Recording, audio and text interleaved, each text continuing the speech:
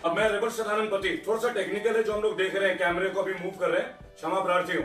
जिस पल का इंतजार था, रेबल सदानंद गर्व से ये बात आज आप सबके बीच घोषणा करता है, मेरे भाई दुबे जी कोई परिचय के मोहताज नहीं है, विनय भाई हमारे साथ, त्रिपाठी जी, बहन काजल निषाद जी, मेरे अनुज, मोहित जी, पंकज जी और बनारस वाले मिश्रा जी, इनका एक विशेष योगदान है। ज्वलंत मुद्दे जो होते हैं, ज्वलंत जो भावना है, वो मिश्रा जी बनारस से, उस बनारस से जहां मोदी जी ने आगाज किया था, उसी बनारस से अति शीघ्र और दिल्ली के संसद भवन तक की एक यात्रा बहुत जल्द आप लोगों के बीच हम लोग आने वाले हैं।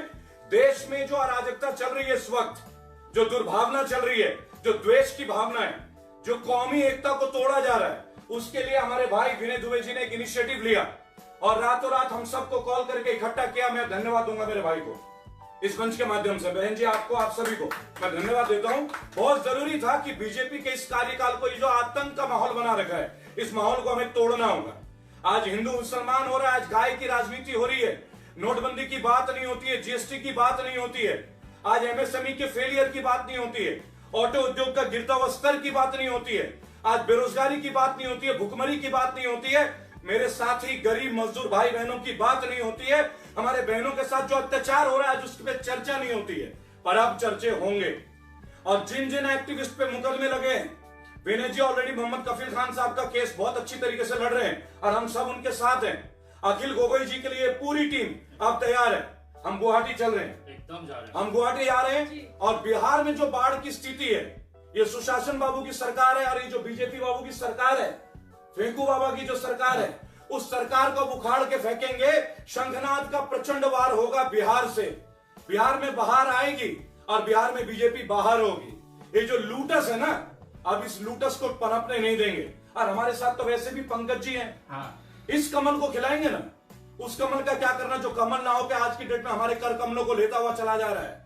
भाई और बहनों, लगातार 1 साल से हम सब संघर्षरत हैं, इस माहौल का इंतजार कर रहे थे, क्योंकि सभी विभिन्न राज्यों के हम लोग, और विभिन्न राज्यों के बहुत बड़े बड़े समस्याएं हैं, विपदाएं हैं। कोरोना काल में सरकार ने एक नियम बना दिया है, 40 लोगों से ज्यादा का प्रदर्शन नहीं कर सकते। पहली बात तो प्रदर्शन ही नहीं कर सकते।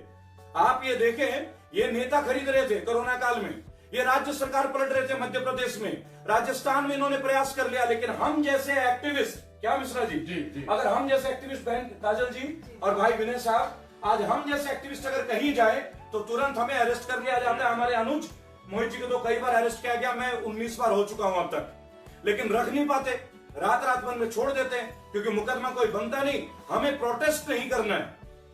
आज बकरा ईद के दिन, आज रक्षाबंधन के दिन, 15 अगस्त के दिन भी लोगों को अभिव्यक्ति की आजादी नहीं है। हम अपने पत्नी बच्चों के साथ कहीं जा नहीं सकते। शनिवार इतवार में यूपी में लॉकडाउन हो जाता है। अच्छा, आज अब मैं देखता हूं दिल्ली में अमित शाह के पोस्टर लगते हैं कि कोरोना वीर हो गए अमित शाह जी, बहुत बढ़िया, खुद कोरोना पॉजिटिव हो गए और दिल्ली को आपने कोरोना से नेगेटिव कर दिया। ताली बजा दिया जाए। आप लोग जानते हैं हमारे भाई का जो अंदाज है, विनय भाई का अंदाज आपसे छुपा हुआ नहीं है। विनय भाई हर चीज को तफरी के अंदाज में लेते, क्योंकि ये जो कमल छाप है ये तफरी के लायक ही है।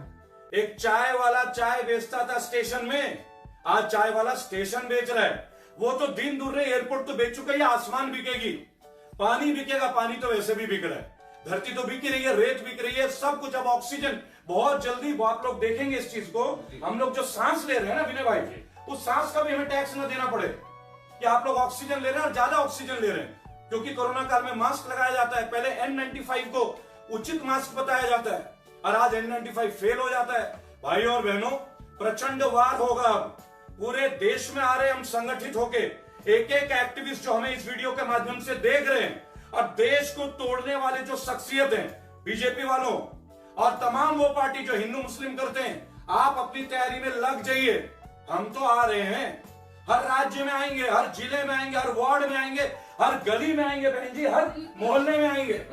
और इस वीडियो के माध्यम से मैं एक बात बोलना चाहूंगा बहन काजल जी से, मेरे भाई विनय जी से और मेरे जितने भी साथी हैं यहाँ, ये किसी नाम के मोहताज नहीं है। सबसे हमारी एक बात की चर्चा हुई है, जितने भी लोग जेल में बंद हैं, आईटी एक्ट के अंतर्गत जो भाजपा सरकार ने मुकदमे लगाए, दिल्ली दंगों में जो बंद है, अब हम उनके घर जा रहे हैं। हम आएंगे एक एक के घर। लखनऊ में मैं एक बात बताना चाहूंगा, बहन सोमैया राणा, बहन फौजिया राणा, ये परिचय के मोहताज नहीं है, मुनव्वर राणा जी की संतान है। मुनव्वर राणा हमारे मुल्क के सबसे बड़े शायरों में शुमार है और वो शायरी से ज्यादा एक बेहतर इंसानियत के तौर पे जाने जाते हैं। उनके वर्दियत पे आज क्वेश्चन उठाए जाते हैं। वो व्यक्ति जो पूरे देश को एक करता है, आज उनकी बेटियों पे मुकदमा लगता है, हमारी बहनों पे मुकदमा लगता है। क्या ये अत्याचार हम सहेंगे? नहीं। बहन फौजिया राणा, सुमैया राणा, आप अच्छे से सुने इस बात को, आपका जंग हम लड़ेंगे। और बिहार की जनता से मैं एक अपील करता हूं, भाई विनय जी बहुत लंबे टाइम तक ये युद्ध महाराष्ट्र में लड़ रहे हैं, उत्तर प्रदेश, बिहार, बंगाल, उड़ीसा के जनता के लिए। आप जानते हैं महाराष्ट्र में इस बात को करना कितना मुश्किल है, लेकिन 12 साल से उन्होंने अपना जीवन दिया। काजल जी निरंतर प्रयास कर रही है, मोहित जी, हम सब में बहुत युवा है।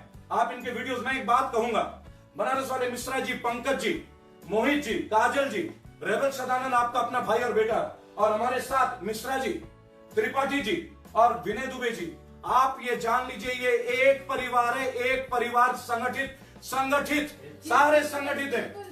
और जो बोलते हैं ना कि एक उंगली से तो चोट नहीं लगती, लेकिन मुक्के से तो तुम्हें चोट लगेगी। बेहतरीन चोट देंगे हम। अरे जो कश्मीर में माहौल कर रखा है, 370 सबको जो फैला रहे हो ना, अंध भ्रम, अंधजाल, अंध भक्तों को फैलाना, हमारी आंखें खुली पड़ी है। आप तो उन्हें चश्मा दे रहे हो, हम तो एक्सरे कर लेते हैं आपको, चलते फिरते हम अल्ट्रावायलेट रेज दे देंगे आपको।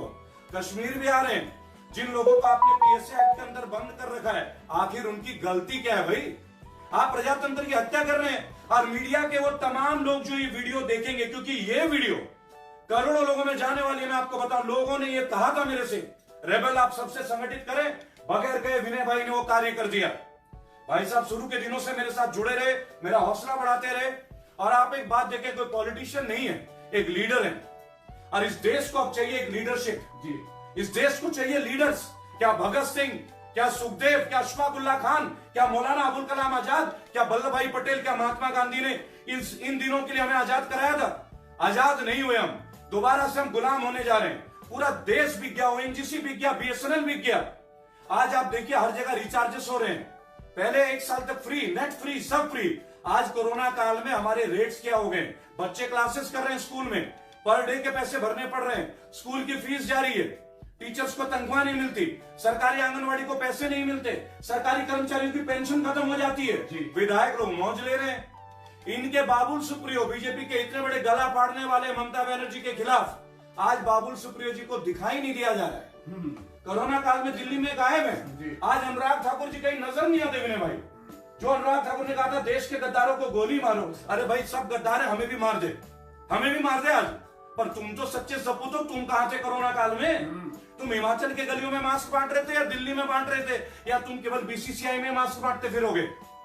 भाई और बहनों, हमारे गृह मंत्री माननीय अमित शाह जी क्या बढ़िया स्पोर्ट्समैन है, किसी तारीफ के लिए कम नहीं पड़ेंगे, शब्द कम पड़ जाएंगे, इतने काबिल तारीफ व्यक्ति है। अपने बेटे को बैठ दे देते हैं, चलो बेटा डायरेक्ट बीसीसीआई के सेक्रेटरी बन जाओ। कोरोना काल में कुछ मास्क ही बांट देते। माननीय मोदी जी, जब 15,000 लोग थे और हम जैसे भाई सड़कों में थे, आपके बीजेपी का एक भी नेता विनय भाई कोई भी सड़कों में नहीं था। कोई था क्या? कोई था क्या मिश्रा जी? लेकिन जो लोग कहते हैं कि कोरोना में मौतें हो रही हैं, उनसे मैं एक बात आज कहना चाहूंगा, आपके जितने भाई बहन बेटी और हम आपके बच्चे हैं, इस देश के बच्चे हैं, देश के बालक है, समर्पित है। मरना मंजूर है, झुकना मंजूर नहीं है। बिल्कुल। और यहाँ नरम दल और गरम दल सभी, यहाँ गांधी है तो यहाँ भगत सिंह भी है, यहाँ पटेल है तो यहाँ मौलाना अबुल कलाम आजाद भी है। और सबसे बड़ी बात, अंध भक्तों, तुम्हें तो कुछ तारीफ की जरूरत है नहीं, तुम जानते हो विनय भाई क्या कहना चाह रहे हैं। बड़े मुश्किल से रोका है आज बड़े मुश्किल से रोका है, इसलिए कि आगे तो यात्रा रुकने वाली है नहीं। दिल्ली में कूच करने वाले हैं और कायदे से कूच करेंगे। कोरोना का नियम बनाया ना आपने, दिल्ली से शुरुआत कर रहे हैं हम लोग। आज भाई साहब ने, आज हमारे सारे साथियों ने मिलकर जो प्रण लिया है, और उसके पश्चात महादेव की नगरी, गंगा मैया की धरती बनारस से शुरुआत करते हैं। मोदी जी, वहां से आपने बहुत विकास किया है ना, उस विकास की पोल वहीं से खोलेंगे। आपके आदर्श सांसद योजना में जितने भी गांव आपके सांसदों ने गोद लिया, त्रिपाठी जी, जितने भी गांव उन्होंने गोद लिया, उन गांव का पोल खोलेंगे। आज आप वकीलों के लिए कुछ नहीं कर रहे हैं, कोर्ट बंद है, उनका परिवार कैसे चलेगा? रेस्टोरेंट वाला उद्योग बंद है, कैसे चलेंगे? ईएमआई चालू, ब्यूटी पार्लर बंद है, लाखों लोग बंद है। आज शॉपिंग मॉल बंद है, लाखों कर्मचारी घर पे। आपने क्या पैकेज दे दिया? निर्मला सीतारमण जी ने 1,20,000 करोड़ का लॉलीपॉप दे दिया। मेरा संगठन रेबल सदानंद पति फाउंडेशन, एमएसएमई रजिस्ट्रेशन है, चेक कर लीजिएगा इंटरनेट में। निर्मला जी, माता जी, कितने करोड़ मुझे मिलेंगे बता दीजिए। भाई हमें भी तो चाहिए ना कुछ। भाई 15 लाख नहीं लूंगा, अब विनय जी 15 लाख से मन नहीं भरेगा, अब तो 1,20,000 करोड़ की बात थी। और एक बात मैंने उस दिन भी कहा था, आप गाय को राष्ट्रीय सम्मान घोषित करें, लेकिन गाय की वजह से कोई हिंदू और मुसलमान की मौत नहीं होनी चाहिए। ये देश राष्ट्रीय सम्मान के लिए मरने की जरूरत नहीं। और एक बात और, अगर आप ये सोचते हैं कि विरोधियों का सर कुचला जाएगा, तो आज मैं आपको बोलता हूं, वो जमाना था जब देशभक्त मरने का जज्बा रखते हैं। हम वो देशभक्त हैं जो जी के अपना काम करेंगे, हम मरेंगे नहीं, हम मारेंगे, हम मारेंगे, हम मृत्यु को प्राप्त करेंगे, लेकिन अकाल मृत्यु को प्राप्त नहीं करेंगे। ये युद्ध जीत के मृत्यु प्राप्त करेंगे, बीच में मृत्यु हासिल नहीं करेंगे। क्योंकि मैं तो जानता हूं आप यही चाहते हैं, कफिल खान, अखिल गोगोई, आप जितने भी एक्टिविस्ट हैं उनको अर्बन नक्सल बनाकर अंदर घुसा दोगे। आइए तो सही, हमारे पर मुकदमे लगाइए तो सही, एक से एक वकील है हमारी टीम में, खड़ा कीजिएगा कोई अच्छा वकील। माननीय योगी आदित्यनाथ जी ने पोस्टर चिपका दिए थे उत्तर प्रदेश में, लखनऊ में, मुरादाबाद में जी। सुप्रीम कोर्ट ने बोला भाई आपने कैसे कर लिया ये काम, आपको किसने परमिशन दी? और गवर्नमेंट का पास ऐसा क्या राय थी कि आपने कौन सा रूल पास कर लिया कि आप हमसे पैसे वसूल लोगे जी। एक भी जगह लोगों को सहायता नहीं मिली। और में मजदूर मर गए इसी उत्तर प्रदेश के सरकार में। यहां पे हत्यारों का बोलबाला, आए दिन बलात्कार, कल की बात है, मुझे कहने की जरूरत नहीं, 8 पुलिस वालों की हत्या हो जाती है कानपुर में, प्रशासन चुप है, एक गाड़ी में बैठाते हैं, दूसरी गाड़ी पलट देते हैं, क्या इनकाउंटर है। और एक बात सोचिए, 8 बार 8 लोग उसे पकड़ के बैठते हैं और वो अपराधी छूटता है और कहा जाता है कि उसने पिस्टल छीन ली, जिसका पैर भी टूटा हुआ रहता है। भाई और बहनों, देश एक परिवर्तन के मार्ग पे है। जो आग मुंबई से शुरू हुई थी देश को बदलने की, वो आज दिल्ली तक पहुंच गया है। मैं अभिवादन करता हूं मेरे भाई विनय दुबे का, मैं अभिवादन करता हूं मिश्रा जी, मैं अभिवादन करूंगा पंकज जी, मोहित जी, काजल जी, मेरी बहन, और मेरे भाई हमारे बहुत ही प्रिय भाई है त्रिपाठी जी, और बूथ लेवल तक काम करते हैं, जमीनी स्तर के जुड़े हुए, दिखावे में यकीन नहीं करते, और कोई भी रईस की औलाद नहीं है। पहली बात ये बता दें, हमारे किसी का मां बाप मिनिस्टर नहीं है, साधारण मध्यम वर्ग परिवार से संबंध रखते हैं हम लोग, और उसी परिवार से आज इस देश को अपना परिवार शुरू से मानते आए हैं। इस परिवार को बचा के रहेंगे, और राम रहीम जो सभ्यता है, गंगा जमुना जो सभ्यता है, हिंदू मुसलमान सिख ईसाई की जो कौमी एकता है, और आज जब हिंदुत्व की बात आप करते हैं, माननीय भगवाधारी, ये देखिए भगवा मैं भी डालता हूं, लेकिन आप मुझे भगवा का पाठ ना पढ़ाएं। पहली बात, आप हमारे संगठन को हिंदू होना ना सिखाएं, आप किसी हिंदू को हिंदू होना ना सिखाएं। हम जन्मजात हिंदू हैं, वो हिंदू क्या जो मुसलमान को अपने दिल में ना बसाता हो, और वो मुसलमान क्या जो मस्जिद में दूसरों के लिए जगह ना ठहराता हो। ये हमारे देश का बहुत पुरानी कहानी रही है। हमने पहले का मजहब नहीं सिखाता आपस में बैर रखना, हिंदू मुस्लिम सिख ईसाई आपस में थे भाई भाई, आपस में हैं भाई भाई, और आपस में रहेंगे भाई भाई। और एक बात, जो इसके खिलाफ जाएगा उसका ना बचेगा एक पाई पाई, उन्हें रोड पे लाएंगे। आपको हमने रोड से, सड़क से संसद पहुंचाया था। भाई विनय दुबे जी ने कल बोला, रेबल भाई और सारे भाई और हमारी बहन जी तो बहुत अलग ही मिजाज की हैं। आप लक्ष्मीबाई की बातें करते हैं, साक्षात है हमारे साथ। आखिर जो वीरांगनाएं इस धरती को छोड़ के चली गई हैं, उनकी आत्मा आज भी बसती है, वीर रस आज भी है हमारी धरती में। ये देश आज भी कुर्बानी देना जानता है, पर इस बार हम कुर्बानी देंगे जरूर, पर आहुति नहीं देंगे। हाँ। इस बार उनकी आहुति ली जाएगी। जिन लोगों को हमने सड़क से संसद पहुंचाया था, उन्हें सड़क पे दोबारा ला के खड़ा करेंगे। 1300 आरटीआई भाई साहब एक से एक मुकदमे के पीछे लड़ रहे हैं। भाई और बहनों, जब भी हम लोग बोलते हैं थोड़ा लंबा बोलते हैं, उसका कारण है देश बहुत बड़ा है। जो बीच में हमें सुनते हो वो हमें दोबारा से एक बार पुनः सुन ले। बगावत का दौर है, राजनीतिक पार्टियों से हमें कोई बैर नहीं, लेकिन जो देश का नहीं है उनकी अब खैर नहीं। आप ये बात बहुत अच्छे से समझ लें। विनय दुबे, हमारे त्रिपाठी जी, रेबल सदानंद पति, बहन काजल निषाद, मेरे छोटे अनुज मोहित शर्मा जी, मेरे भाई पंकज श्रीवास्तव जी, और हमारे परम प्रिय आदर्श ग्राम योजना और प्रधानमंत्री के संसदीय क्षेत्र के उभरते हुए नेता बनारस वाले मिश्रा जी। आज मैं आपको एक बात बताना चाहूंगा, सारी जातियां, सारे धर्म, सारे लोग इकट्ठे हो रहे हैं। आज हिंदू मुसलमान की बात नहीं होगी, आज मस्जिद और मंदिरों की बात नहीं होगी, अब बात होगी रोजगार की, अब बात होगी कमाई की, आज बात होगी युवा संगठित हो रहा है नहीं, आज बात होगी क्राइम की, आज बात होगी नारी स्वतंत्रता की, नारी को क्राइम के खिलाफ बचाने की।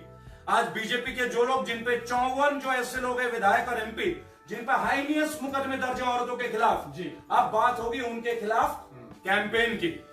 हमारे भाई ने आज एक बात कही थी हमसे कि हम एक कैंपेन बहुत जल्दी शुरू करने वाले हैं, बहुत जल्दी आप भाई साहब के माध्यम से सुनेंगे। लेकिन निकट भविष्य में जल्द इसी हफ्ते आप बहुत कुछ देखेंगे। देश में आगाज हो चुका है कोरोना काल में केवल शैतान पैदा नहीं होते, कोरोना काल में बलिदान देने वाले इंसान भी जन्म लेते हैं। जय हिंद, जय भारत, भारत माता की जय, भारत माता की जय, इनकलाब जिंदाबाद।